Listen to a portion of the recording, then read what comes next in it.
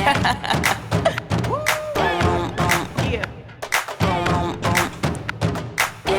Quick to the hip, stick. I'm coming off steam. Better not catch your bluff. What's a king to a queen? Yeah. Watch your back in my spotlight. All the eyes on me. Pick a lane to the smart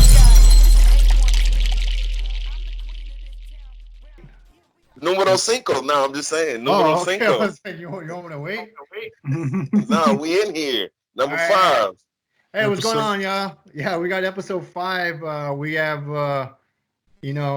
star in the making right here. I've known this guy for a while now. He's been putting out music ever since I've known him. Goes as Will Spitwell. He's also on Instagram at @illspitwell. Yes, sir. Yeah. Welcome to the show. Yeah, welcome to the show, and thank you very much for allowing us to use your music at will, if you will, for like any content that we push out and what have you. Like I said, we're just trying to, use this platform to kind of just give veterans a different audience, if you will, of like just ways they can display their art form. There's not many veterans that at least from our career field when we served together, that I know that are putting any types of like music or any type of artistry out. There was a couple of guys that played instruments, but that's about all I knew, other than yourself and the guys that you hung around with and putting that music together in Korea all those years ago. Yeah. So that's crazy. And it just looks like your music has evolved and it's getting more and more, if I can use the word real, just with talking with, like everyday issues that most people are going through, but they don't want to talk about because, you know what I mean? That's not. Right.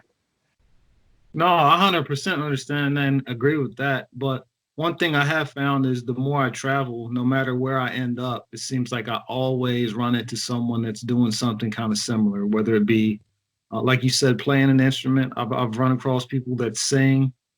Turkey when I was there, Korea when I was there. Just like there's so many talented people outside of what they do as their day job, and I've been fortunate to come in contact with a lot of them during my travels. And I try to keep in contact, just like with you. When you hit me up a little while back when we had a conversation, it was just like, like we hadn't skipped a beat. The last time I seen you before that, I think was in Florida when you popped up. Oh yeah. And were you at Langley too? Never been stationed at Langley. Langley. Okay. I was at Andrews for a while. Andrews there and you go. I just get a lot because I went to a bunch of different bases and I saw, like, not to say that I know a lot of people, but our career field was pretty small. And when you kind of get traveling a lot, you kind of get to it's a small world, as they say.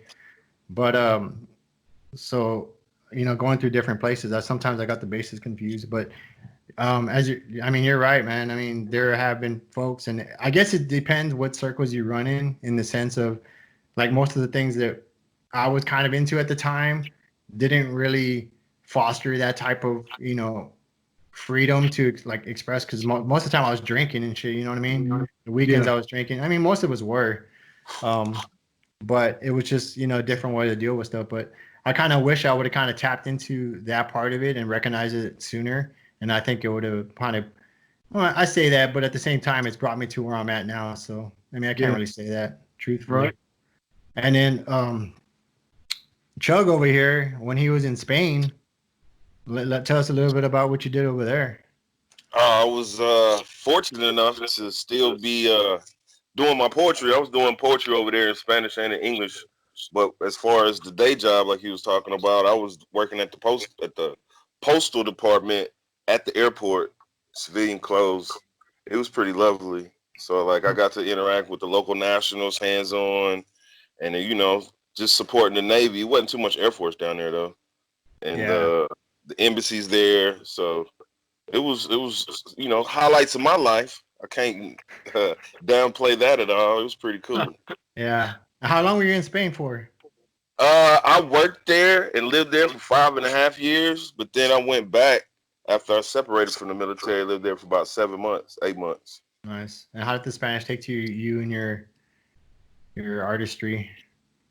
Oh, it was embraced. Like the first time I went there, as what do you call it? a boastful, loud talking American with a lot of money in my pocket, a little bit different than how they act over there buying bottles in the club. But then on the reverse side, the second time I went there, a little bit different cash flow. I'm hanging with the locals. I'm buying $1.25 beers and hanging out on the corner and getting embraced by everybody. It was You, an eye opening. It was were an you eye drink? opening. So you're drinking this Estrella? Nah, it was worse than that. I would be drinking. Australia was a delicacy. Oh man, that's like the Lone Star of Spain. Oh yeah, yeah. Monster. I can't even remember the name of it. But nah, Australia. Nah, it was just like a brown bottle, and I think it just said cerveza on it, and you There you just go. drank Dang. Dang, that's That's super authentico. it. Too sabe, you know it. Yeah, but it was cool to see the different lifestyles. Living there, making above average money, and then it's pretty much hanging with the illegal immigrants, the people, the trash workers, the people that clean the houses, people Mm, that's outside selling street, the shirts and stuff on the street corners, and you actually hanging out with them. It's yeah. pretty cool, and it's just like everybody's all love. If they cooking, everybody can eat. If you drinking, here, take a swig out of my beer. Not now. Here, take a swig out of my beer. Yeah, take a swig out of my beer. It could be three people. We all sharing the same 40. That's how the lifestyle was. yeah. But That's Hey, cool though, man. Like that is cool. there's one thing I feel like I missed out on about being in Korea two different times. Like I hung out with the locals probably more the first time I was there just because I didn't really know anybody else. But having, kind of built up my military family circle, like I went to Korea the second time with people that I already knew from like my previous base and stuff. But not picking up on the language is probably my biggest regret about my time being there. yeah, I was there for 2 years in Korea. I was in Seoul. And I would say probably about 8 months in there, I couldn't hold a conversation, but I could order anything I wanted, and I could Yeah. tell the taxis anywhere I wanted to go in the city. So, Yeah. like, and that was big, and like, and the people respected that just because you Yeah, just, sure. You and I put the always try effort. to do that. Yep. Yeah, Yeah, it's because they see an effort. It's not like that's kind of like where a lot of other countries, just like Americans, just in the sense that we go to their country and we don't even try to speak their language, but at the same time we expect them to speak English in their own country. It's Yeah. it's kind of it's kind of a fucked up conundrum there.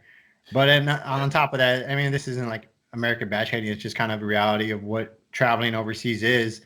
And it's just kind of like we're loud, and you don't really understand it until you kind of see it from a different perspective. You're in country for a while, and then you can kind of see people kind of just like when I was in Germany, people walking through the Walkplatz or whatever, and just loud as shit. We're just trying to have dinner, but it's a different worlds, different understandings, but it goes a long way when you try to speak your language. Definitely, Yeah. Korean. It's the same thing. I knew how to order stuff, but it was like I tried and like I tried to pick up as much as I could within that year. But when I went back to TDY a few times after that, I definitely spoke more. But just it's hit or miss. You don't use it, you lose it. You know what I mean? Yeah. nay. Nah. Yeah, man. But the thing about the last time I was in Korea, when I was TDY there. A lot of the cable, like our prior career field, they did not have a mission because of the way things just shook out. And these guys were not, like kind of segueing into mountain biking. These guys had motorized bicycles that they were just cruising, and they found that loophole in the guidance. It wasn't like it had that much horsepower. Or it was considered a vehicle, but it didn't have. You know what I mean? So it was in that. 150 cc's. I remember that because I had a scooter when I lived in Korea. There you go. Absolutely, it was a So, loophole. yeah. So these guys were like no shit in the shop. They were like if anybody was looking for a bike, that was the place to go. Like I was there just like stopping by, saying hi to some of the people I knew, and people were coming through like, hey, I heard this is where you kind of get bikes at. I was like, what the fuck? You know what I mean? But At the same time, I mean, you have to play devil's advocate. It's kind of like, would you rather I'm doing that without a mission or doing something more jacked up? You know what I mean? So you kind of got to balance those two. You know, at least they're doing something constructive with their time, I guess. What year was that? This was in 2016. Yeah, yeah. Think So so. I got there the end of 2016, or I might have been there right in the middle of that. But yeah, they were still getting it in at the shop over there.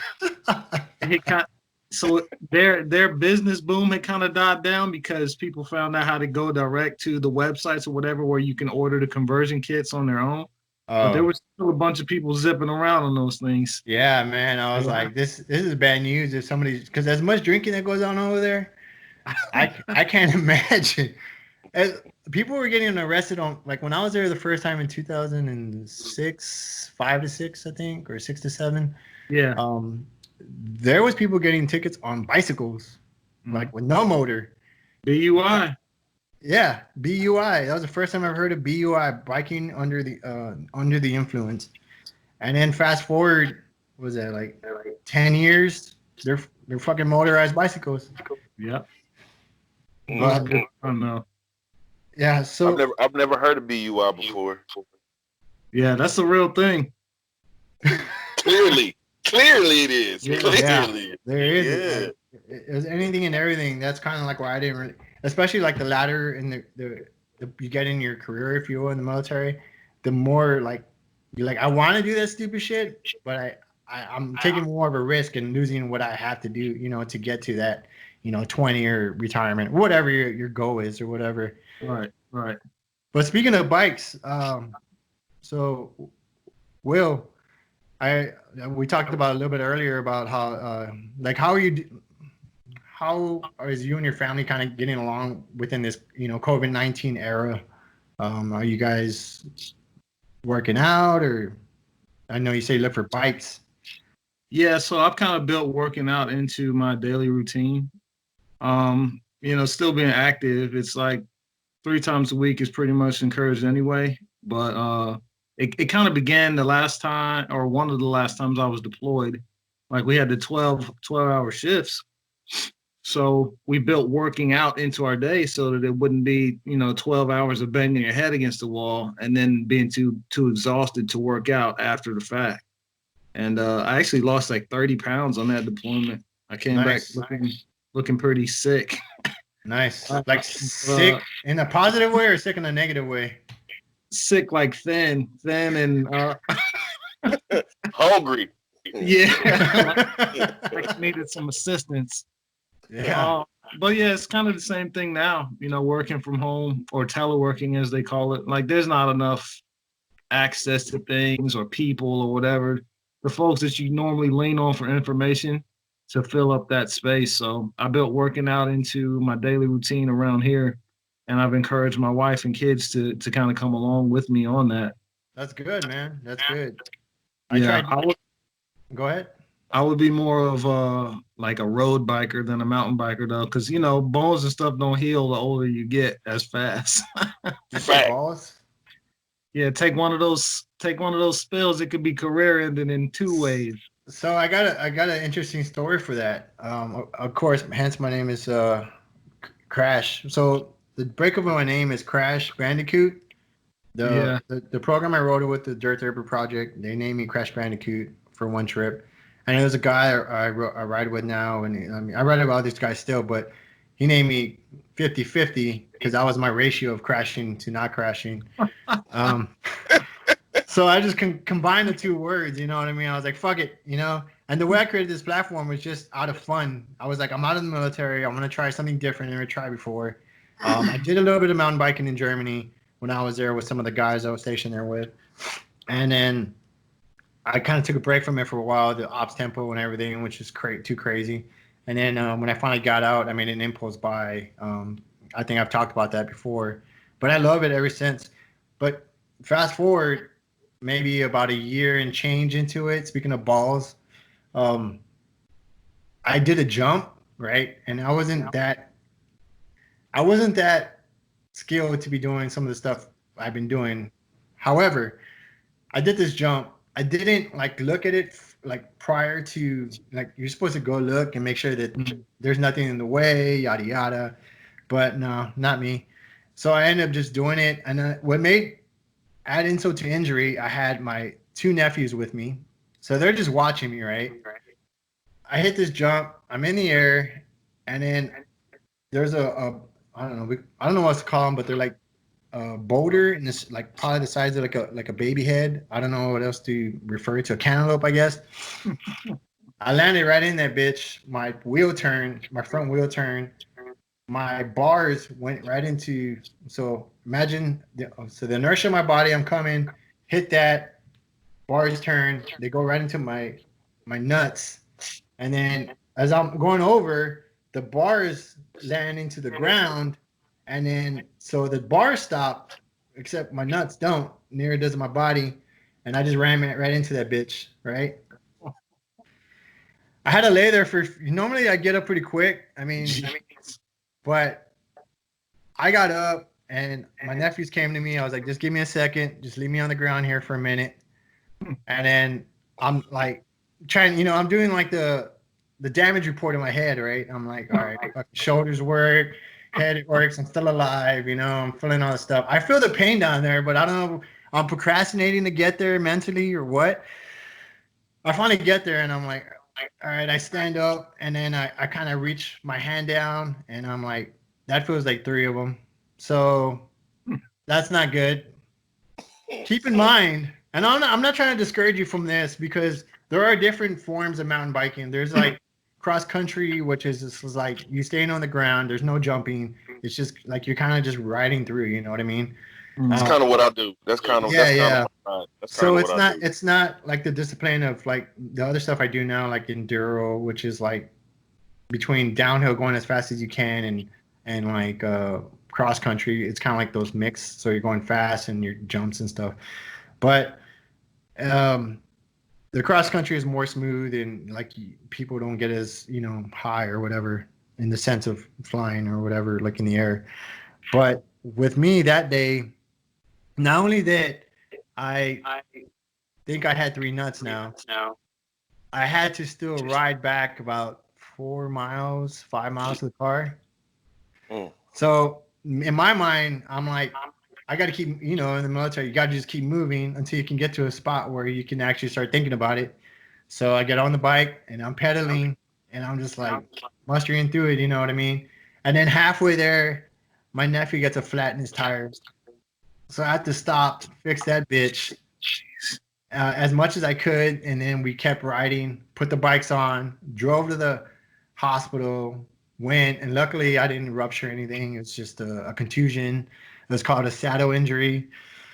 And what makes things even more, like, it was a bunch of females in there. They're on like nurses, you know what I mean? And it's kind of like, not that a guy would make it any better, but at the same time, it's like, you have the insult to injury. Your nephew already saw it. You take some fucking handlebars to the nuts, right? That would be a blessing if you had all female doctors and nurses.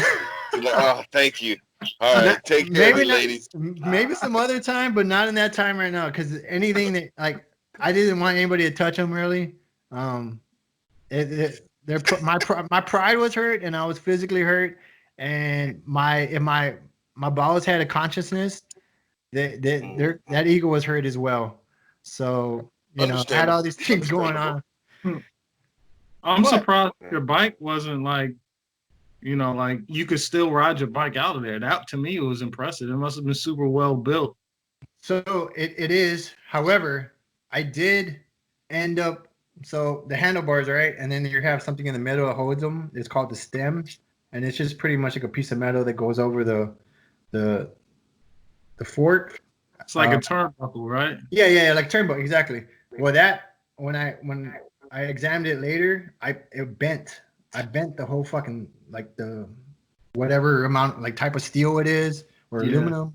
I bent it. So when I took it into the bike shop and they checked it out, they're like, "Holy fuck, how did you bend this?" Like, and I was like, my nuts went like right into the bars. And then you just start out, my nuts. So, I got some big balls. My balls did that, son. Yeah. My balls are big after that. I don't know about before it. So road biking, you said road biking is more of your thing, more of your speed. Yeah, I ain't gonna Just lie. I Yeah, gotta get them big ass saddle type seats. It's like the kind on a tractor or something. I can't do that tiny little thong of a seat. So believe it or not, like your taint and everything will get used to that, over time. I know you probably won't think it, but it will. It'll adjust. Well, not adjust, but I don't know. I don't know how to explain it, but you could also invest in some um, those padded shorts. What are they called? Bibs. Mm. That usually helps people. Like I wear them when I go out and stuff, along with armor and shit. it could be the size of the bike that you're riding too. It could be the size of your bike. You might need a bigger bike. Yeah. Mm. So bikes they come in different sizes. So if you wanted to, you could probably either look it up, and with the way you do that is your height, and there's like an average. Like if you really want to get in the weeds, you could talk about like the length of the bike and the chain state and like all this shit. But if you just want to kind of go to like a general understanding of what size you need, if you go to the website of the bike or what have you, and you just plug in your height, it tells you what's the recommended size of bike for your height, and that's usually a good indicator. Because when I was in Germany, I was riding a bike, somebody else's bike, and the bike was too small for me, Mm. and a bunch of other things, but I didn't know all that. So if you're looking into getting a road bike or whatever, let me know, and you can throw some my way. I'd be like, these are things to look at or what have you. I'm not a big roadie, but I Mm-hmm. have a bunch of friends that are. So if you're interested in kind of going down that route, then we could talk about. I can help you out with that as well. I know Chug over here. He's looking at. Right now he's riding a hybrid, so it's like Yeah, a cross between a mountain bike and a road bike, I guess. Yeah, is the best way I can explain it. yeah, Is it it is. It's giant, huh? is it fixed gear or adjustable gears? Adjustable. It's adjustable. Okay. Yeah, I think it has what? It got 21 gears, I guess. Mm. Yeah, but it's an extra large frame because like I initially was riding a small one, like I tested it out, but then I went to the bike store and they ordered me an extra large frame, so now it works. I would Okay. love to see a picture of any of that small frame. I mean, my knees were hitting my chest a little Yeah. bit, but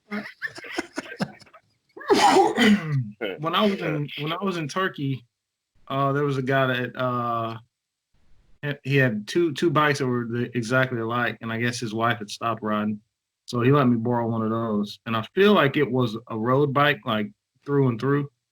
But it's probably like the most comfortable I've ever been on a bicycle, and it had the big triangular, almost like a guitar pick shaped seat. Oh, nice. Yeah, So that was comfortable for you, huh?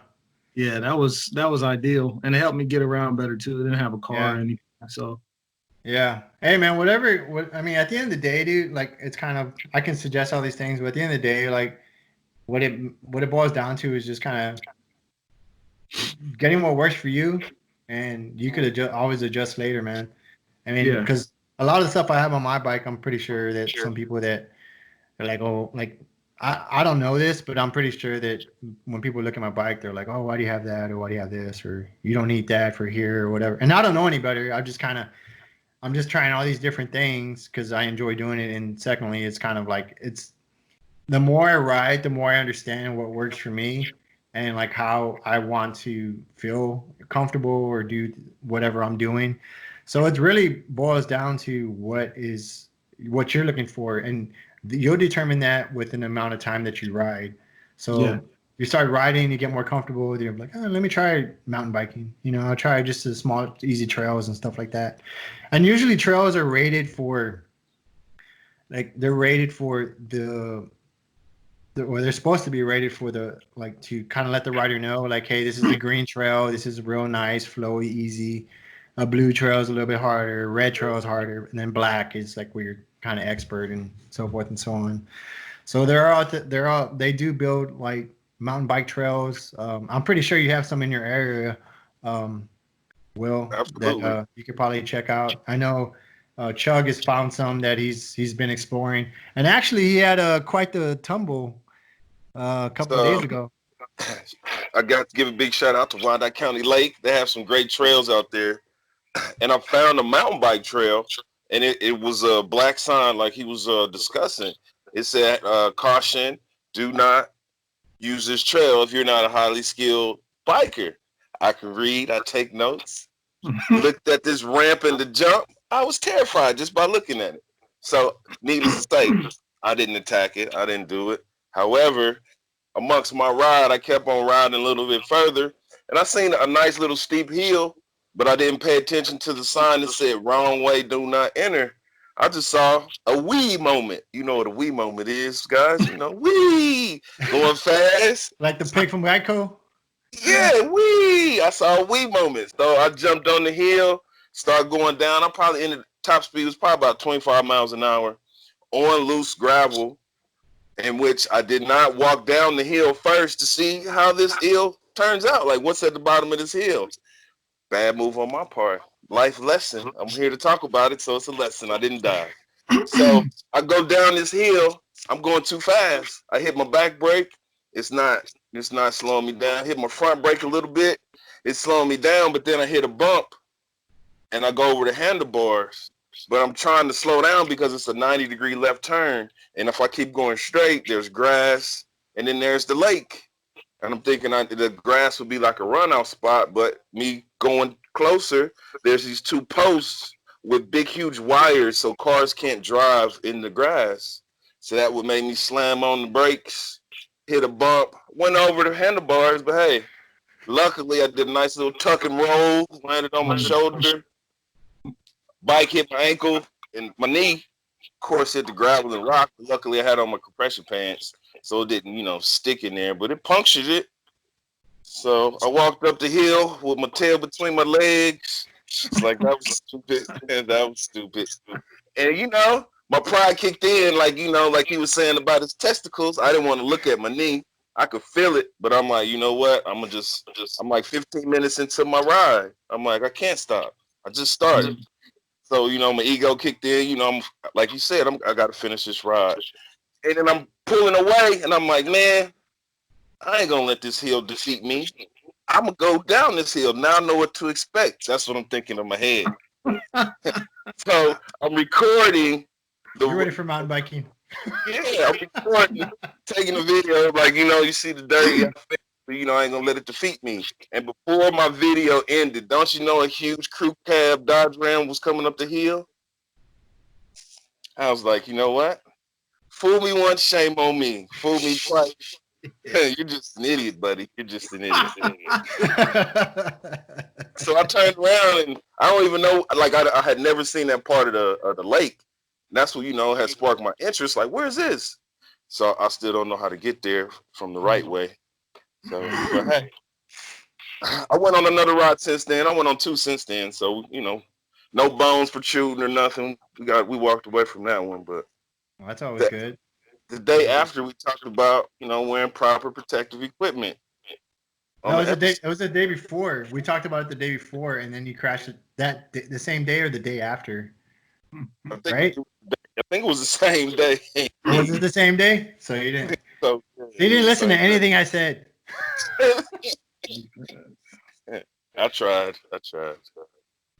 So, one of the Will is not an experienced writer, but he is an experienced artist when it comes to music. And if you guys have watched any of my videos or any of these podcasts up to this point, you would have heard some of the music that him and his partners have compiled together. I've always enjoyed it. And if you could tell us a little bit more about that, like how you got started in this, when did it start? Kind of just take us through the journey a little bit. I mean, not to get in the weeds on it. But it's just kind of like a opportunity to kind of use this forum to try to, because I really like your music a lot, and it's not just yours as well as like everyone on the label. So just kind of take us through that, and like we'll just sit back and ask questions from time to time. Okay. First off, I absolutely appreciate the feedback and the fact that you have been keeping an ear on us for as long as it's been. The way that we actually got started was the crew was all in excuse me, marching band.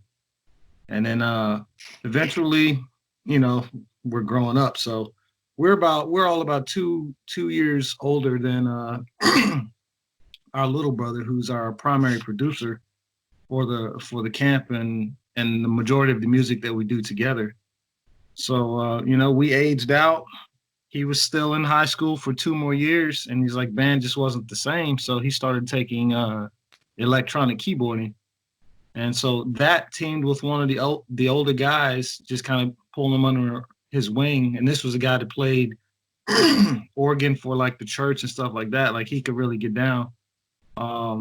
That's how Scott became the super producer that he is now, so to speak. But so I mean, I guess it was in high school. So this year is supposed to be our 20-year reunion, class of 2000. And it started while we're in high school. So we're 22, 23 years into it now. But it just became like, it was a thing we did together. You know what I mean? Something to keep us out of the streets and away from trouble. That's always good. Yeah, my best friend's parents' house. I feel like we put them through hell growing up. Like, like they just allowed us so much leeway, and I don't know if it was because they believed in us or if, you know, they saw the fact that us being in the house doing something constructive was better than what was out there or what. That's probably a combination of the two. Yeah, they allowed us to turn their basement walk-in closet into our mic room. And so, I mean, that was basically the beginning of it. One person would sit down and kind of peck out something on a keyboard. If Scott was there, he had like, you know, the actual key knowledge and stuff like that. And then we just started recording. At one point, like everybody in school, I feel like wanted a piece. We had a crew. We called ourselves Seeds of the Shadow with a D because it was the 90s. Seeds of the Shadows at the time, and there was probably, we had as many members in the crew as Wu-Tang did at one point. Y'all was deep. Yeah. Damn. So we're cranking out these 6-8 minute songs where, you know, there's absolutely no chance it would ever get played on the radio or anything like that. But it was fun for us to do. Like, it was the camaraderie and the team building and just hanging out together. Yeah, and I thought honestly, like, I mean, I didn't know it went that far back, and I don't know why I would assume either way, but I was thinking like, man, maybe you just started this in Korea, but I was like, but when I saw you a little bit I did in your room when you were doing it, or you kind of the audio editing, if you will, like the mixing and whatever, I was like, nah, it looks like he's been doing this for a lot longer. I mean, it all looked like it was amazing to me to watch because I didn't have any type of experience with any apps or know of any programs like that at all. So Right. Especially in my upbringing, I didn't come up with any music other than music my parents listened to on the radio or anything like that. And I've always had an appreciation and affinity for music because the way it made me feel, the way the words and the emotion that was put forth in the music. I would always say, I really like that song because you could feel what the person's singing about. You know what I mean? There's emotion in it. And I find that a lot of music today, and even then, but it kind of probably started then, but it does not really say anything. It's just like a catchy beat. And then like, sometimes I can't understand what the hell they're saying. Like, you know what I mean? I'm just trying to listen in because it's not audible for me, especially like in Houston, they have that, what is it called? Screwed music. Yeah. And it's, I mean, I don't knock it, to each of their own, you know what I mean? But at the same time, it's just kind of like, I'm trying to understand it, but Shout out Slim Thug. SPM, shout out. I got a partner that I actually met in Turkey, and we keep in contact every once in a while. We actually went on a golf trip together while I was stationed in Hawaii. So nice. You know, he's got I think 3 kids now, but he's probably the biggest proprietor I would say of like chop and screwed music. Nice. Well, he gets the same thing out of it that you say that, you know, you get out of other music. Right, like he's right. I watch him listen to it, he's like, man, I feel that. You know what I mean? He's just like, going Which to is kind tap. of why I ended it. I was like, kind of to each his own, just because I don't understand it. Like, I don't get that feeling doesn't mean that somebody else doesn't, you know what I mean? But that's kind of Yeah. like the versatility of music, you know what I mean? Because what I might get something out of it, somebody like, Chug might not, you know what I mean? Or Will may not, you know what I mean? So, I mean, I still love music and the art form of it. And I even appreciate it more that I started like video editing. Because I told Will that when I started this, I don't know what the fuck I'm doing.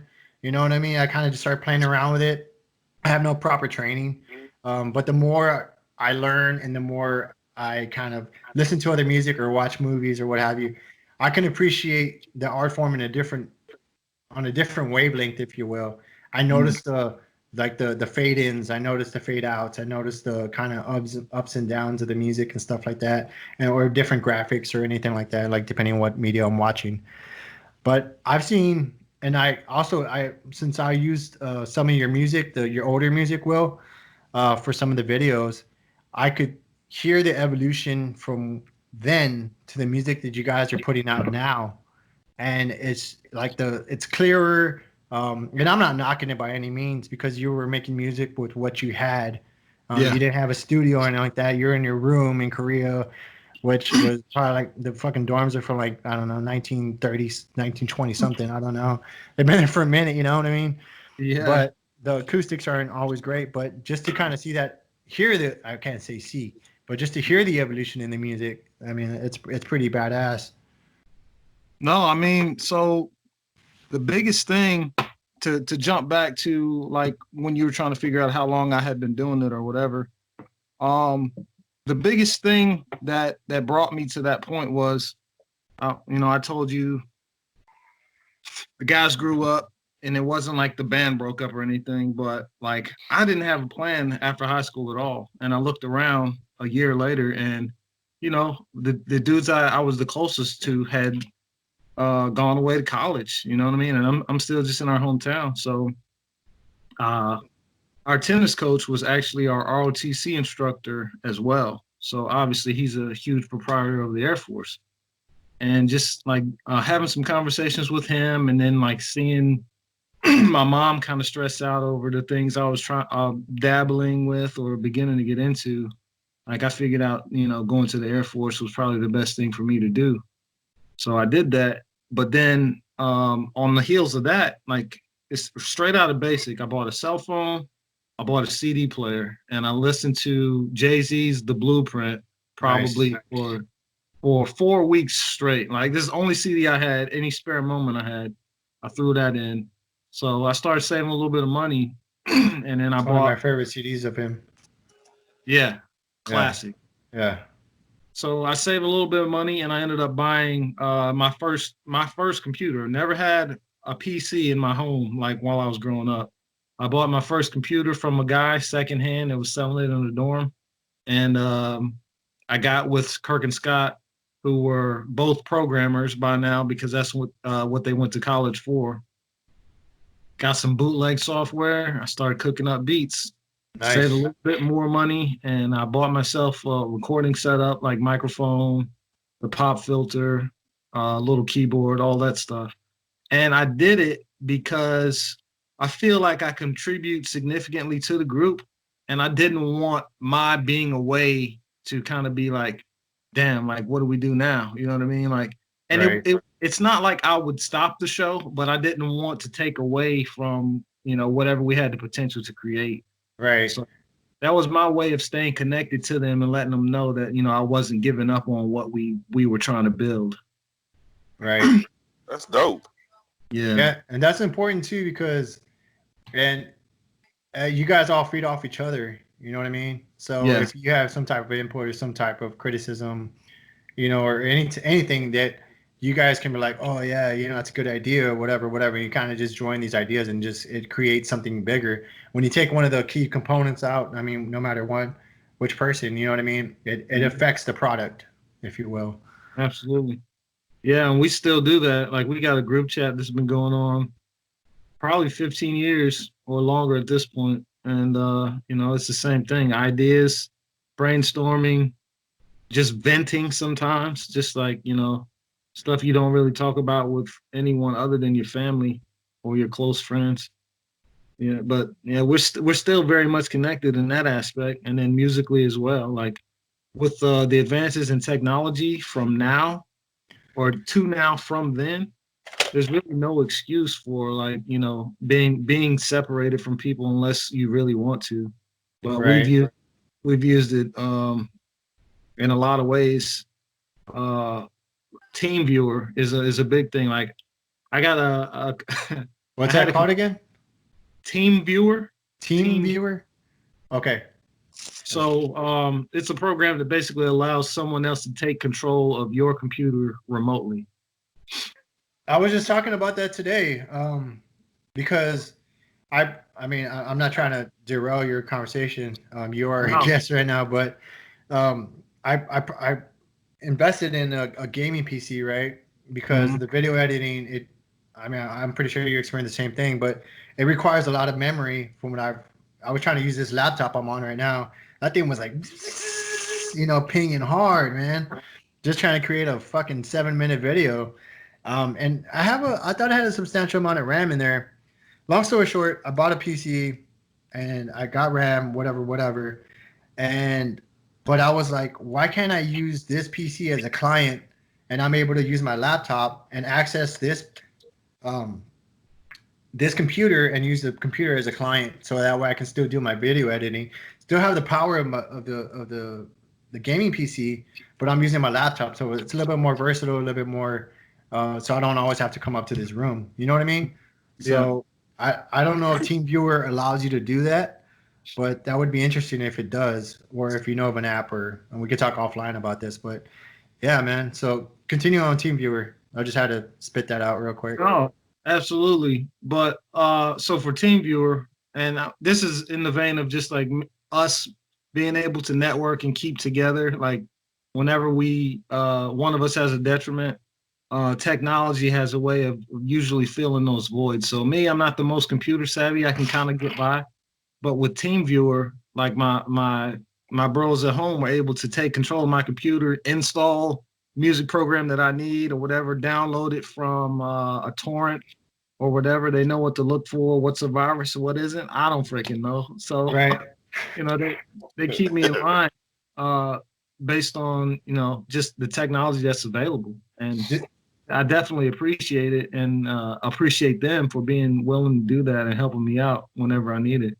And that shows a lot of like dedication in y'all's art, not just with yourself, but your friends, as you were talking about, for them to like try to help them help you, and vice versa, by using their personal time to upload or update your laptop, your computer, what have you. Right. That's pretty badass, man. It's good to hear stuff like that. People just kind of really believing in what they're doing and have the passion to set forth the time to push that product forward. That's badass. So, I mean, the thing that we're on now, we still create music, but it's almost more out of necessity now, because, like you were saying, as far as the music we enjoy listening to, it's not readily available. Like you really have to seek it out or dig for it. And that's one thing I've noticed when I tried searching for your YouTube channel. It's you can, if you guys want to try to find their music, it's push.audio on YouTube, and you can just scroll through the content. I believe they have most of their music uploaded. I mean, Will can speak to that as well. So if you're interested, they also have some videos on there as well that are pretty entertaining and pretty damn good. If you ask me, considering like you can kind of see where they're at in the world. I imagine one of them was in Korea, I believe, at the time when you guys made a video with the big heads, or was that somewhere else? I think they were shouting me out while I was deployed during that video shoot. I was actually in I want to say Afghanistan at the time. Oh, okay. Either way, it was pretty cool. It was pretty cool. Yeah. I didn't know y'all had videos, and then when I came across those, I was like looking at them, liking them. You know what I mean? And that's pretty badass, because that's another facet. But my point was that when I tried to search, it wasn't that easy to find you on YouTube, even though I had the name, which I found strange. And I wonder if there's some type of algorithm or something that kind of I don't know what that's about, but I just found it interesting. I don't want to kind of go too much into the weeds on that. It just might be my ignorance on how search engines are run on YouTube or what have you. Don't worry, it's not just you. I'm sitting here Yeah. looking at, and it goes audio push, not push.audio. See, that's weird. We should be the top hit for that, but we've been. I don't know. I hate to say it's like, you start making some traction or getting to a certain level and people start to put things in place to slow your progress. But we Hey, have facts are facts. yeah, we've had people come out of the woodworks kind of asking us not to use that name because they have a product that has a similar name, or but we applied for a copyright. You know what I mean? It's like the arena that you're using it in and the forum we're using it in aren't even similar. Right. But it's just one of those things. And even as recently as yesterday, I was searching on Spotify for push.audio, and it finds the page, but for whatever reason, it doesn't list like the last 3 albums that we did, like it does for every other artist on there. So Yeah, I don't really understand. Y'all ain't paid y'all dues to somebody. and that's the thing too. That's the thing I was wondering. Like, I mean, not to try to go conspiracy theory here, but I would imagine that there are, because certain music labels and art, like like they want you to go through their channels. You know what I mean? And if you're not going through the proper channels, if you will, then I would imagine they try to influence other platforms to try to kind of make you go through their channels, if you will. Yep. That's and that's jacked up, man. I mean, it's jacked up, but it doesn't surprise me. I hate to say it. Yeah. So I'm trying to open push.audio right now. I'm gonna see what we get. Chugg, did you say you tried it too? Yeah, I'm sitting here and I'll tell you, it's going audio push. I'll tell you what. How about you guys continue talking? I'm gonna look it up because I can screen share it on here, and then we could all kind of get eyes on it. Okay. It's been a ride, man. Like 20 some years in and now, it's been a blur. But at the same time, it's just like, what's next for us? Like no plan or intention of stopping anytime soon. The core unit is still well intact. We actually have today is May 1st. This week we'll be releasing our latest collective called Push.Unify. And this is a collection of music that's in the vein of basically just acknowledging what's going on in the world right now. Okay. Right. Okay. Yeah. And what would you say? I mean, because I like the way that it flows. Because like I was listening to it, the snippets that he plays. So like all of your ideas and everything is collaborative, or do like people's like, hey, I got this project that I want, and this is kind of the vibe that I want. Go. Yeah, I mean, so what we try to do as a company, not necessarily as artists, because you never want to put an artist in a box, but as a company, we try to kind of look toward the future or look around at what's going on and do what I call event-based content. So with that, like, just kind of taking the temperature of the world right now, like a lot of advertising agencies, like I would say upwards of 90%, if not more, of the commercials and stuff that are on TV now have some type of COVID-19 reference, or like the music sounds a certain way, or there's just that underlying theme like throughout all of it. So our focus was trying to put a collection together to shop for sync agencies, whether it be movies coming out about it, documentaries, commercials, whatever you're looking for. So we put this collection together in order to try and fill some of those needs and kind of cash in on that. And I hate to say that, but I mean, it's the world we live in. I didn't create the crisis. You know what I mean? We're just here trying to big old fact. Yeah. No, yeah, that's the same thing. Like I ran into that issue. Not to say it's music, but the last video I put together, I went to Florida, and it was kind of just on the heels of Will, when that conversation that we had about like this new direction, this new understanding of where I'm at, what have you. But when I was creating that video, after like telling my story, I I kind of wanted like a segue into that. Like that was kind of like I was going for multiple of reasons. One, like I heard a friend of mine was going through some stuff, so I wanted to go and be there for that person as well as visit other friends in the area. But when I was creating the video, I was trying to do that very thing, was try to address what's going on, and it was from the perspective that, you know, I was driving there. I took off last minute. I didn't worry about, you know, taking a mask or taking fucking Purell or whatever, like to wash my hands. Or I did all that stuff. Was stopping at gas stations, talking to people, etc. Ate random stuff, and I created the video from that standpoint. But I had the, for some reason, I had trepidation about that subject. Like, do I really want to talk about this? Do I really want to, like, because it was still early in the pandemic, if you will, and then. Gotta suit up. Yeah, I got to suit up. But it was early in the pandemic, if you will. And I was just like, and then like when I first started out, I was reading and watching documentaries and really trying to understand it, not necessarily from the big four news sources, because I have my own reasons of not watching it. I still watch it to kind of keep eyes on it. But I was kind of doing my own research, documentaries, you know, about the virus, etc. But then that kind of started shifting within the time that it happened, and then like new information started coming out, and I was like, do I still really want to push this out, and like, is it going to be correct? But at the same time, like, but just that idea of fighting with the idea of like, why don't I just put it out? You know what I mean? Why do I have to worry about what people are going to say or what they're going to not say about it? And I think that's one of the things that you probably struggled with at one time, trying to put out any type of music, you know, just like, well, how's it going to be taken? People are going to react to it? And maybe that's just a rookie thing for me that I'm having to deal with. And you guys are probably past that point, but how do you guys deal with that?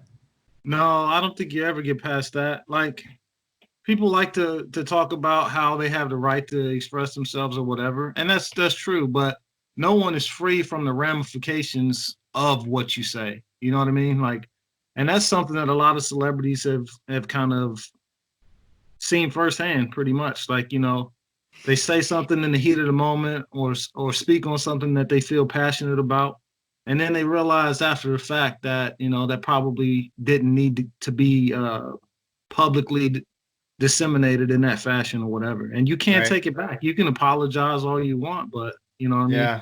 The fact is, that's how you felt at the time.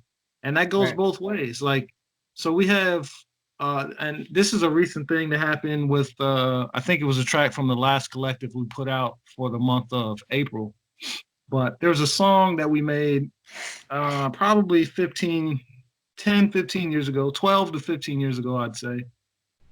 And there was a lyric in it that, you know, at the time, you know, I'm younger, you know, I'm more reckless, you know, less careful, and more inconsiderate about like other people around me.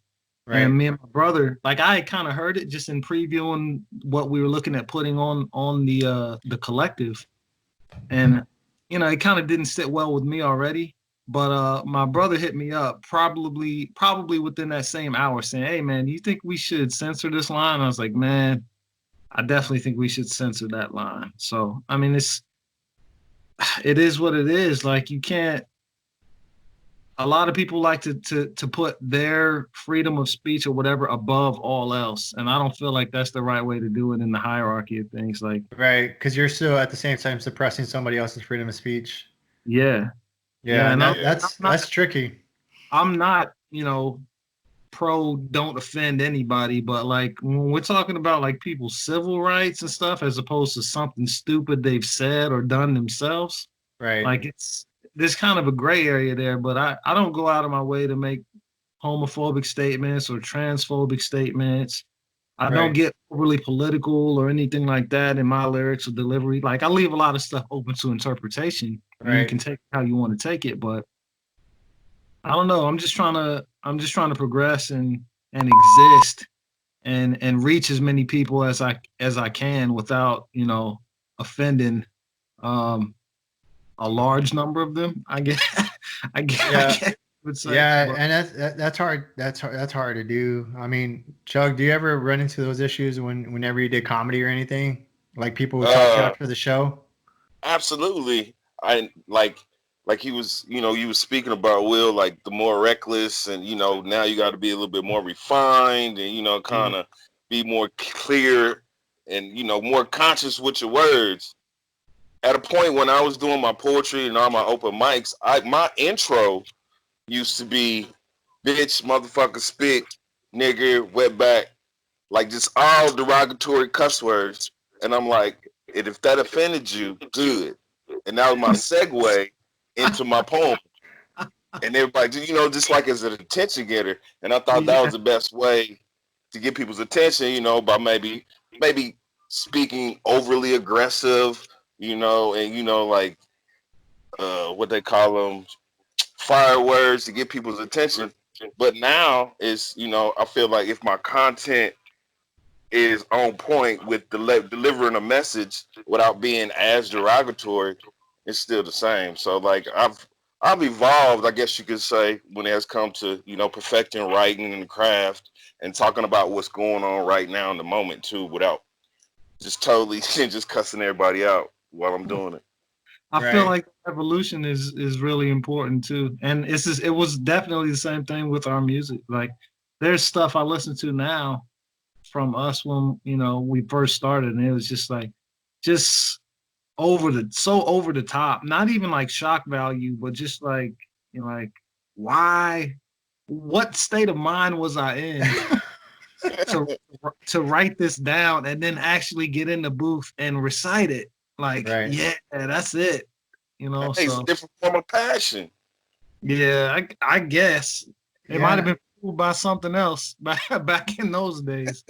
Yeah, I think I mean, I feel that a lot of what we say in those, because I've thought about this a lot, you know, how you talk about celebrities, how they've had to backtrack what they said, and no matter what they say, it's already out there. So it's like the first person that comes to mind, and more recently, like the big person that kind of came to this was Kevin Hart. He had said some things in one of his comedy shows like 7-10 years ago. I don't know, it was a while back, but it was about gay people or whatever. And he apologized for it. Fast forward 10-15 years, he's about to do the Oscars. That shit comes up again. And it's kind of like there's this like group out there or what have you, they kind of like holds on to that shit until like something's about to come up, and then they let it go. For whatever reason they do that, I don't know. It's kind of evil, because how do you expect anybody to, like, in in this modern era of technology, social media, people are growing up with this stuff, and especially kids nowadays, that they have the social media, they're gonna say some stupid shit because they're kids. They don't know any better. You know what I mean? But people can't take that video back.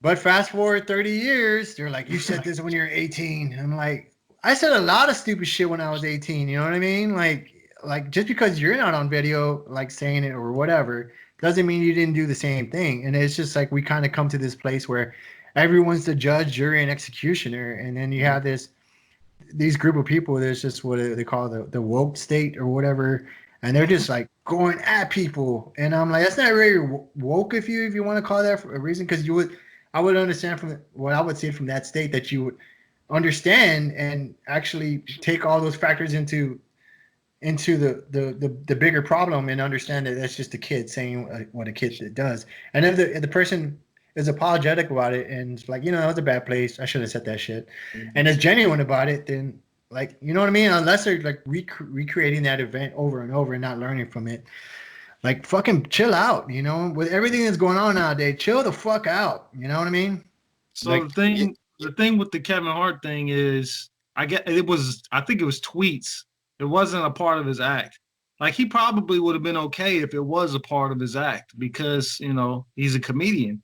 And especially if it was from, you know, 10, 15 years ago, however, him being a comedian. I feel like comedians have some leeway when it comes to that.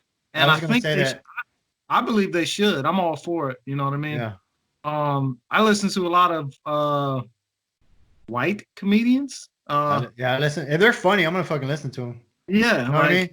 Yeah, you can kind of tell though that, you know, their jokes are tailored to their audience. You know what I mean? Like, I see what you're saying. At large used to be super homophobic. Like, it's kind of come full circle now where it's like black people are at the front of fighting for homosexual rights, or like the LGBTQ PRS. Yeah, there's a lot of letters. Yeah. Hyphen. Yeah, I'm not knocking it by any means, but at the same time, it's kind of like when your overall goal is to be accepted and be united, and yet you're turning around and like breaking up everything, and then you're creating division within your own family or community. It's kind of productive. I feel. Yeah. Agree. They're gonna take down my channel because of this shit. Damn it! Shit. It was a good run. It was a good run. We got 5 before we got denied. Hey, but to go real back to quick, I looked up that. Remember we were talking about the YouTube? There it is. Can y'all see my screen? Yeah, that's what popped up on mine. So that's the first thing that just popped up, and that's what I was talking about. And I wasn't trying to go conspiracy theory with it, but it doesn't make any sense, especially if you guys have an agreement or if you guys should be the first ones. Like, I don't know, there's something. Do you have the period in there between push and audio? Yeah, I do. Push.audio. Do I need to capitalize audio? Let me try that. Look like they trying to play you, son. No, so do this for the website. Go to push.audio. So what is it? .com, .org? No, push.audio is it. Oh, really? Yeah, I don't have the whole thing. Damn, that's pretty Audio is one of the newer domains that they released within probably the last 2 years, I want to say. Yeah, there we go. Yeah, I've been to this actually. I just didn't recall like it in this conversation. So how do I get to your stuff? Click on start list. There should be a background that starts loading. It's like a video. I can't see if that's on yours or not. There it is. Start listening. Yeah, let's see what's on here. We'll take this journey together. All right. Yeah. There we go. So you're able to let me ask you. So you're able to like download this like for free right now? Is that how I understand it? Yeah, I believe you can. What's it say? Yeah, it says download Wave, AIFF, or save to Disco. Yep. I think you can. So yeah, these are Paradise is a collective that we put out was it end of last year, beginning of this year. Where's Paradise at? Is it at the bottom or? No, that first song, Queen, is from Push.Paradise. Oh, okay. So this guy right here. Yeah, that song Queen is probably one of our most synced tracks right now. It's on several commercials. If you go to the push.audio Instagram page, you can kind of like just scroll through and see the different ads that our tracks have been used in. DuckDuckGo. What is that? That's a search engine. Yeah, it's a search engine, but it doesn't track all your cookies and all that shit that like Google does. Oh, okay, gotcha.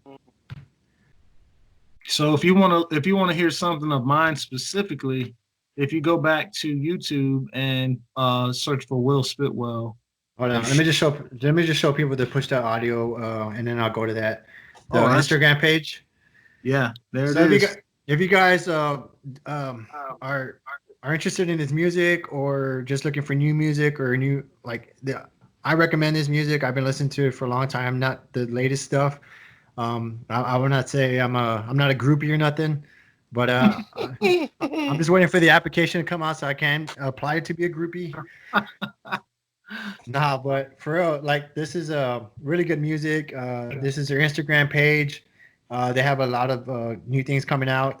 Can you want to talk about real quick some of the bigger things that have happened for you guys, such as the music with the new Jersey Shore promo? I think it was. It's just, there's any number. You're definitely on the right spot right now to just kind of even at a glance, just be able to kind of tell, like, the Nike ad with OBJ headlining it. Like, we've just been really fortunate, man, and it's no doubt the product of a lot of hard work on my brother Scott's part. Like, he's put in so many late nights, countless hours. But yeah, just scrolling through, it looks like we've been on Love and Hip Hop, the different cities, numerous times. Um, that really funky drawing in the middle is Gorilla Beatbox. That's a collective of just beats that we put together. To the right of that is Roses. That was the collective that we dropped in February, just kind of highlighting, some grown folks vibes, I guess you could say. Nice. Yeah. When you say you're talking about like it's kind of like a mix between like I don't know like I'm trying to think of like older R&B. Is that what I'm talking about? Like when you say No, grown folks, or you're talking it's about more? no, it's modern, but it's modern R&B style, but just like that lovey-dovey stuff. Oh, February 14th and whatnot being in February. So yeah, that was the collective we put out for that time period. Nice. So going back to what you're talking about earlier, you're saying you're like go to this website, and I was like, oh, hold on, let me go to this. Do you recall what we're talking about? Yeah, if you go back to YouTube and search for Will Spitwell, you should find some of the stuff that I'm featured in, and probably the "When You Ain't Here" video that we did with a very talented singer who goes by the name of Alicia Ma. Oh, I think So I've ever seen that picture. myself, my brother Kirk, who goes by Speakeasy, and Alicia Ma teamed up to do a song called "When You Ain't Here." Shot the video, directed by Dan Lewin, and it came out pretty well. Like, it was super organic, and the shoot only took a couple hours. Wrapped it up, packaged it, and I think it's important as much as we can to put visuals with the music. Right. It's just a fine line though, because ultimately we don't make anything from doing these videos. It actually costs us to do them, but it's still Right. fun to do. Like, and that's something that you can, have something tangible other than the music itself, where you can go to and say, yeah, we did this. This was us. This was look how young I look. Right. Look at my shape up. Yeah, and then like adding, Look at my hair. adding visuals to it also kind of tells a different story too. It kind of makes it a little bit more intimate depending on how the video is, or how it's kind of. But yeah, I agree with you. It is fun to create a lot of this stuff. So what are your things? What's on your horizon right now? Like what's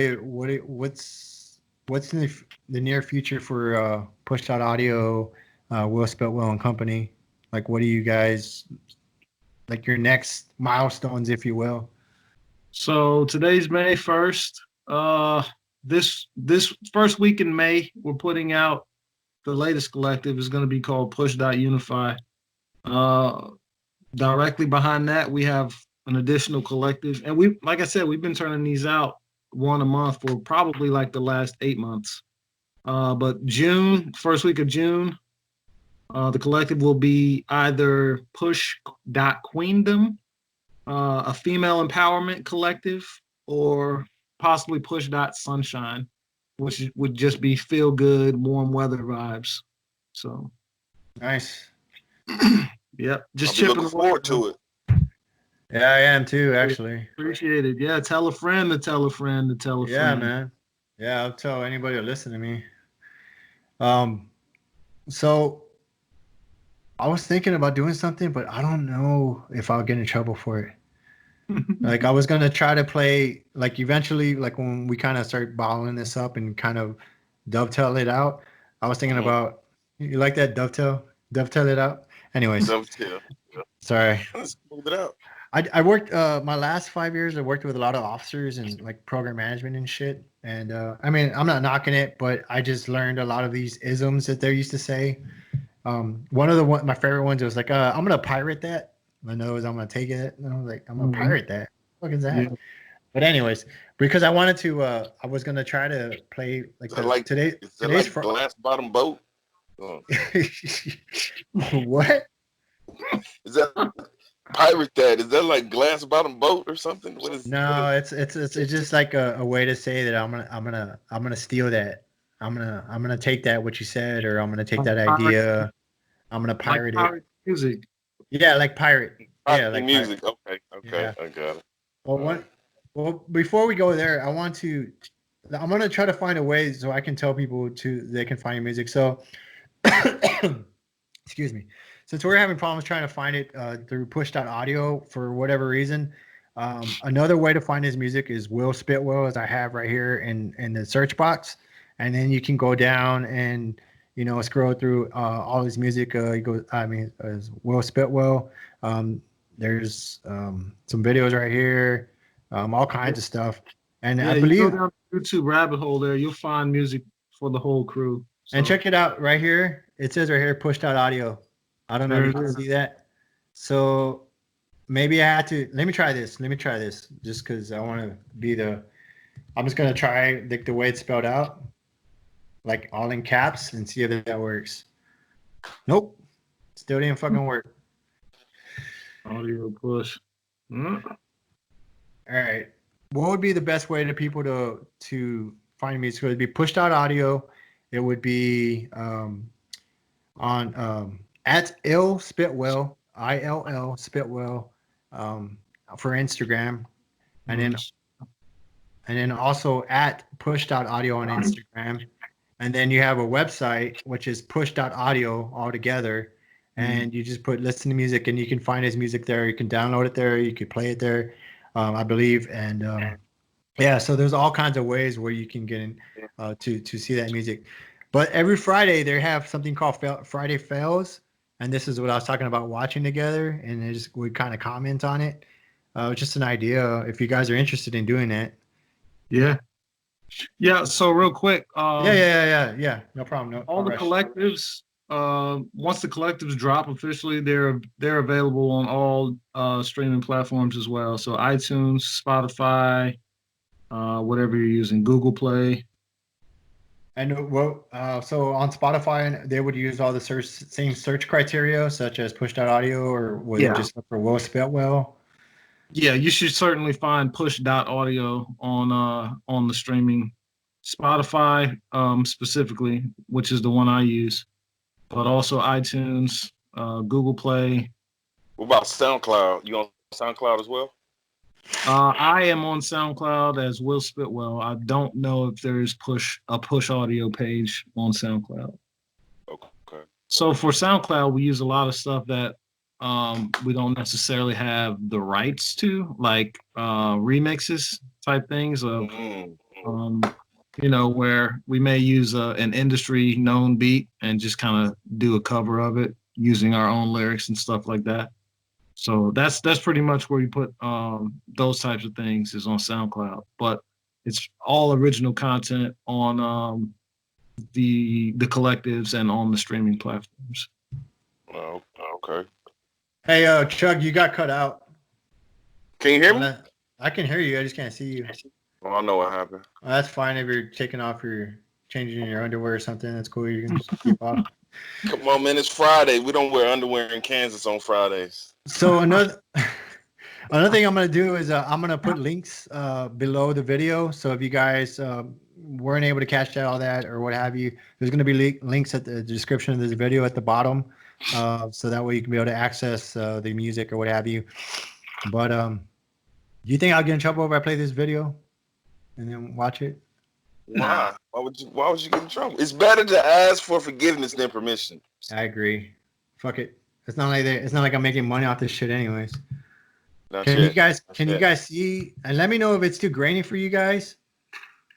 Oh, damn. All right. Yeah. Let's go. So they play this every Friday. Friday Fails. And it's just people sending in their music. Oh. Send it. It wasn't bad. He's all right. Oh. Random. That looked a little more high speed. See that little jump thing right there? That already scares me. That wood, that ramp's too big. Yeah, that. Ooh. See, that's why I said I'm a road biker, man. Right here. Well, you have to work up to a lot of these things.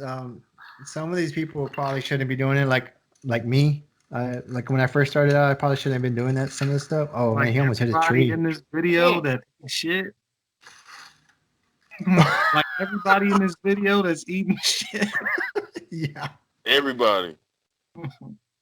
No, I got a mountain biking story though. Oh, all right, let's go. I was in my grandmother's front yard. Had one of those ratcheting lawn chairs. Anybody remember those? Yeah, I do. It's like a bunch of plastic tubes stretched around a metal frame. That was the body of the chair. Yeah. Yep. Yeah, So I know exactly. Yeah. Yeah, I remember that. Was my ramp, and she has this hill that goes down like toward her garden. But yeah, so I hit the bottom of the ramp, all good, and then I get to the top part, like where your back and your head would be, and it just kind of laid down. So I thought I was about to jerk the bars up and lift off at that point, but it had already dropped out from under me. So same kind of thing, front wheel into the ground, tumble over the handlebars. I had all my big cousins up the hill, like egging me on, you know what I mean? So I couldn't act like I was hurt, but I was Your pride was hurt. Feeling it. Just punished myself. Yeah, man. Like going over the bars is never good, as you can see on these videos. But yeah, man, like I can understand why now you want to be a road biker, especially after that experience with the ratcheting folding chair. Yeah. At a young age too, scarred me for life. Scarred you for life. So like, how do you know? Like, how do you throw your bike? Like, if you know you about to just eat a fistful of the fucking gravel, like, how do you throw your bike? Or you can't. You have to learn. Unfortunately, you have to learn how to crash. Like, you have to learn how. Like that one right there, that dude's done. You have to. Yeah. Oh, dude, he got lucky. He didn't hit that fucking tree. But what you have to do is, if you have enough time, like if you're in the air, you can throw your bike. Like if you have enough time, if you're in like a good amount of the air, you can throw your bike. But if you're going over the bars, here, let me stop this. So if you're going over the bars and like you have enough time, like you're kind of doing this, it's kind of like you hit it and it seems like it's forever. You're kind of going over like, oh shit. You can push down and then bring your legs over the bars. So you're kind of doing like a push to the bike away and then coming over the bars with your legs. It's kind of an acrobatic move, and it takes practice to get to. You can practice in the grass. So you're going and you put your front brake, and you hit your front brake, and then when you start going over, you could just start jumping over it. Or if you're in a jump, you're about to hit a jump, and then you're in the air, and you're gonna just like you're not going. You could just drop your bike off to the side. You know what I mean? Just kind of kick it away. It's always good to get rid of your bike, because if you, as you stated earlier, when you crashed the other day, the bike did more of the damage than the fall did. You know what I mean? Because the pedal, the metal, and you get wrapped up in it. So it's a skill that you have to learn how to drop your bike. But I mean, that all comes with the riding and stuff like that. But road biking, I mean, that one, I feel road biking is more dangerous personally. Yeah, you can get hit by cars. Yeah, because depending on where your station or depending on where you're at, if they're not used to having bikes on the road, like let's say in Boston, New York, a lot of these Los Angeles, there's like they've been around bikes for a while, then they're aware to look out for them. But like cities like San Antonio, like here, and just like places they're not used to having bicycles because at one time it was too hot, or they didn't have the infrastructure for it. The drivers aren't used to it, so there's already been, within the 2 years that I've been riding here, at least 6 people, maybe 5 people that have been killed. Or I know 6 people that got ran over or killed. So one guy, he got ran over, but it was like a miscommunication between him and the female. He survived, but he like fractured his vertebrae and like fucking had road rash and all kinds of, his bike was done and all kinds of stuff. But it's just because the drivers not being aware. They're barely used to motorcycles, and you throw in a bicycle, you know what I mean? They just don't look for it. And then I'm not trying to discourage you, man. Like, try road biking. That's just like my limited experience with it. So I would imagine, just like anything, like you become aware of the cars as much as they're aware of you. So when I ride, right on the street. I'm always looking out. I'll look ahead, and before I turn, I'll look, and then I'll double look. You know what I mean? Mhm. It's kind of like it's almost. I mean, I don't want to say that. It's just you just got to be. You have to be on your P's and Q's and be aware. Keep your head on the swivel. That's it. No, But like most, like I won't even say major cities, but most cities nowadays they have paved trails to where you can go Right. ride your bike. Like they're everywhere. Hey man, Like I'm finding new ones every day. I just see your nose down, which is cool, but Who, I me? know. Yeah. I just see your nose down. There you go. There you Uh, go. Get my Yeah. bald head out. I'm throwing my Hey, bike hat on today. We getting it. shit, dude. I took out my hat, dude. I think they might flag this video and might deport my ass, dude. With fucking long ass hair. Like no illegals. oh man. But So something I noticed, like from the fails video, was like a lot of those people were not wearing what I would consider to be the appropriate PPE. right. No, they weren't. Is that like a macho thing or just like a comfort thing or what? I think it's okay. We actually did a video on this last week, but um I think it's some of it has to do like a macho thing, especially when people first started writing. But there are some people that are really skilled that rarely ever crash, so they get in the place where, like a lot of the Red Bull riders and stuff like that. I don't say a lot of them, but a good amount of them. I've seen them like do like some ridiculous stuff with no glove, with no pads on or anything, at least that I can see. And they don't have like elbow pads on or nothing. They're just kind of going down with a short sleeve. I've even seen people do it without a shirt. Or I've even seen people do it, not that I've seen them, but on YouTube I saw them like doing it naked. You know what I mean? It's just like What? it's ridiculous shit, dude. I don't Watching. know. It's like crashing's not hard enough. You know, you got to do it naked. I mean, I'm not saying I would shy away from it. I don't know. But it's just That make the seat really hurt. Then I couldn't nah. imagine. It would hurt, man. It would hurt. And then I'm talking shit. I probably would never do it, especially after I almost had 3 balls at that one time. But yeah, at the very, dude, like we talked about last time, it could be a pride thing. It could just be that they shelled out a lot of money for a bike and they don't have money for the gear. That's a number of reasons. But I highly recommend wearing gear, especially if you're starting riding. Even if you're wearing like fucking, I don't know, catchers. Like it don't have to be bicycle equipment. You can wear like catchers. It's probably more expensive than some of the equipment that you have for mountain biking, but just wear something. I don't know, something, pants or something at least. Yeah, It's whatever like, you have access to. yeah, because Chug, I Yeah, mean, like he had, what did you have on? compression pants. Compression pants. Yeah, whenever I ride, if I'm riding on gravel or even Yeah. just the street, I always got compression pants on, aka spandex. So, Spandex. but the Yeah, I real mean, good kind, the really expensive kind, and they ain't got that's no holes in them, but I got holes in my leg, but it's all good. yeah, and that's better to wear than nothing. You know what I mean? At least you'll have some type of layer. But I mean, it's might as well be nothing. But at the same time, it's better than nothing. You know what I mean? Yeah. So, if you are gonna start looking at bikes, Will, let me know. I can try to help you guys out. But if you guys find something, then definitely it's like my thing is just trying to get people aware of it, get them outside, get them back into nature. I know that sounds kind of hippie-ish, but Hey, that's what this hey, guy man, here in a little yeah, bit. you know what I mean. It kind of gets you reconnected back with who we are as humans. I know that's kind of kumbaya-ish, but it's true, man. We kind of get caught up behind computers and you know the ins and outs of whatever society says you should be doing, or social media is kind of directing you whether you choose to see it as directly or indirectly, kind of motivating you to live a certain lifestyle. But at the same time, like when we start losing that connection with who we are, we lose connection with ourselves. And I don't know. That's kind of my thing, and that's kind of what's helped me kind of get out of where I was at. I'm not trying to preach this as gospel or nothing, but at least get outside, walk in the woods. I talked about one of my videos of even if your fucking things riding a donkey or whatever, you know, get on that bitch, ride it, you know. You might get some flack from the PETA folks, but other than that, at least you're outside. Oh man, that's good.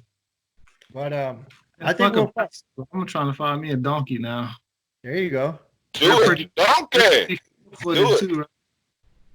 Hey, just don't stand behind that motherfucker. He'll kick the shit out of you. Oh man. But was there anything you wanted to plug before we head out? Will? Yeah, I got a new line of barbecue sauce. No, I'm just I was like, damn, dude, this dude's doing everything. He's got his hand everywhere. Yes. No, man, I had a ball though. I appreciate y'all having me on. I wouldn't mind doing this again sometime. Yeah, definitely, man. Absolutely. We'll definitely talk about other subjects that like we want to get different perspectives. It won't like we just kind of always just kind of ebb and flow through whatever kind of go where it goes. But yeah, man, thank you for being on. Definitely gonna put people in your direction to as far as music goes. Chugg, did you want to say anything or like before we sign off or anything? Y'all be safe. You know, stay tuned for episode 6. Happy good Friday. And just stay positive, man. Just keep growing mentally, physically, and just improve every day, man. Let's just keep improving every day. I'm with that. Yeah, man. But yeah, thanks for being on. I had a good time. We ran a while, but I don't really care. You know what I mean? I kind of even if this went 3 hours, if it's a good conversation, we're gonna go with it. You know what I mean? Yeah, big old fact. Yeah, because some things can't be discussed in like a 30-minute window. You know what I mean? Like some things have to be unpackaged and fucking broken out, especially if we start getting into deeper things in life or what have you. Which, but yeah, thanks for your time. I appreciate you guys. You guys have a good weekend. Stay safe. Wear your mask. Follow your safety guidelines or what have you. And yeah, man, just keep an ear to the ground. Keep your mind busy, and enjoy your family time. Because once all this is over, it's gonna go back to the grind for some of us. Yep. What I mean, mine starts tomorrow. Oh yeah. He's still working. He works for Amazon, so he's got some good stories about working in a meth neighborhood and shit. I didn't say math. I said meth. Episode 6. Episode 6. Amazon and meth goes bad. It was nice meeting you, though, Will. Salute, man. Keep doing what you're doing, man. Appreciate it. We'll definitely do this again, man. I really enjoyed it. It was a good report kind of going around, so we'll definitely do it again. Yeah, man. So you guys have a good one. Thank you for your time, and I'll talk to you guys later.